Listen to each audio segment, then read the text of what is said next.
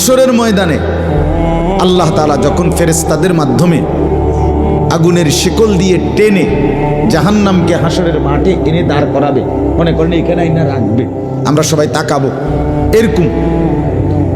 হাসরের মাঠে যখন জাহান্নামকে আনা হবে, এই জাহান্নামের দিকে এক নজর তাকাইয়া হাসরের ময়দানের সমস্ত নাফরমান পাপী বেঈমান আবারও বলবে আল্লাহর কাছে, রব্বানা আখিরনা ইলা আজালিন করিব, আল্লাহ একটু সময়ের জন্য দুনিয়াটা আবার ফেরত দেন, হায়াত আবার ফেরত, সময়গুলো আরেকবার দেন, আরেকটু সময় দেন, নজিব দাওয়াতাক, আপনার সব কথা তখন মেনে নেব, ওয়ানাত্তাবিউর রুসুল, আপনার রসুলদের আনুগত্য করব।